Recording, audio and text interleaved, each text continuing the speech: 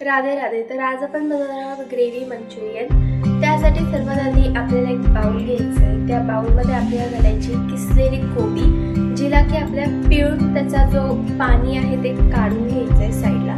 त्यानंतर शिमला मिरची घालायची आहे, किसलेलं गाजर, चिरलेला कांदा आणि थोडंसं लसूण घालायचं आहे आणि हिरवी मिरची.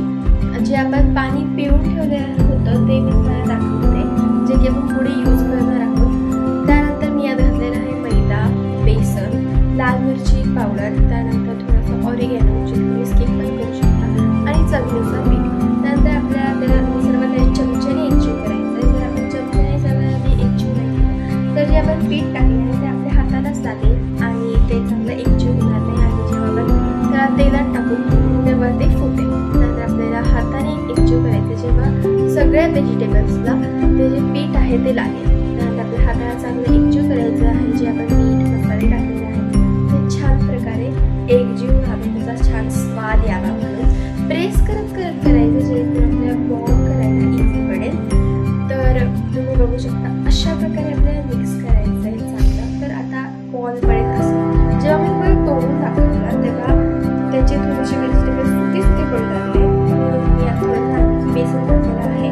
तर तुम्हाला गरज असेल तर टाकू नका, जर असेल गरज खरंच तर टाका. कारण जर तुम्ही एक्स्ट्रा बेसन टाकलं तर ते पिठ्ठं बनते. आपण बेसन असले टाकलेलं आहे जास्त, कारण जेव्हा आपण ते तेलात टाकतो तेव्हा ते फुटायला नको, त्यात इंजुरी वगैरे त्यामुळे. त्यानंतर आपल्याला एका प्लेटमध्ये बॉल्स करायचे अशा प्रकारे राऊंड राऊंड जेणेकरून जे आपले बॉल्स आहेत ते परफेक्ट अशा प्रकारे. त्यानंतर आपल्याला तेलाला मीडियम फ्राय बनवायचं आहे.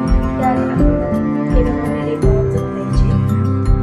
बॉल्स आपल्याला एक एक करून घालायचं, सोबत सगळं घालायचे नाही आहे. सोबत जर घातले तर तेल आपल्यावर उडू शकते आणि जे बॉल्स आहेत ते तुटू शकते.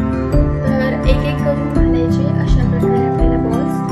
त्यानंतर आपल्याला त्याला सारखं हलवत राहायचं. जर आपण सारखं हलवत नाही राहिलो तर ते एकमेकांना चिटकतात. आणि आपल्याला सर्वात आधी हे जे बॉल्स आहेत ते 2 मिनिटासाठी लो फ्लेमवर तळायचे आणि त्यानंतर 2 मिनिटासाठी किंवा एखाद्या मिनिटासाठी आपल्याला त्याला हाय फ्लेमवर तळायचं.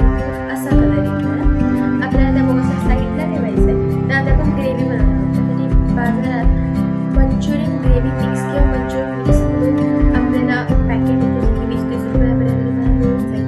त्यानंतर जे आपण ठेवलेलं होतं पिळून जो आपल्या व्हेजिटेबल्सचा पाणी रस जे तुम्ही घेऊ शकता, तर ते आपल्या त्या मिक्समध्ये घालायचं आहे. आपल्याला ते वेस्ट नाही करायचं आहे, कारण त्यात खूप चांगले घटक असतात.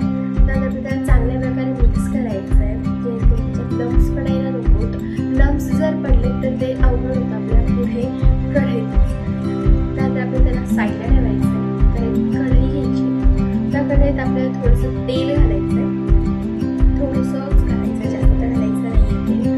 तर त्यानंतर आपल्याला घालायचं लसूण आणि चिरलेला कांदा. यावेळेस आपल्याला कांदा लंबा लंबा कापायचा, खाप पाडायची कांद्याची, एकदम बारीक चिरायचं नाही. त्यानंतर आपल्याला चांगलं परतून घ्यायचं, काय घालायचं पहिला कांदा. त्यानंतर यात घालायची आपल्याला ग्रेव्ही बनवायची, थोडं त्याला मिक्स करायचं. आपण बनवतोय ग्रेव्ही मंचुरियन, त्यासाठी थोडंसं पाणी घालायचं याच्यात, जेणेकरून ते थोडंसं पातळ बनेल. आणि जर तुम्ही ड्राय मंचुरियन बनवत असाल तर पाणी तुम्ही स्किप करू शकता.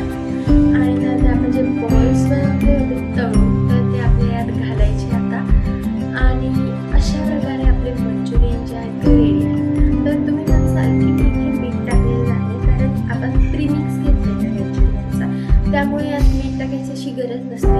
तर तुम्ही जेव्हा बाजारातून ते प्रीमिक्स आणताल तेव्हा त्यावर एकदा वाचा, त्यात मीठ टाकायची गरज आहे की नाही. जर असेल तर टाका, नसेल तर नका. माझ्या प्रीमिक्समध्ये नव्हतं. तर अशा प्रकारे आपलं मंचुरियन तयार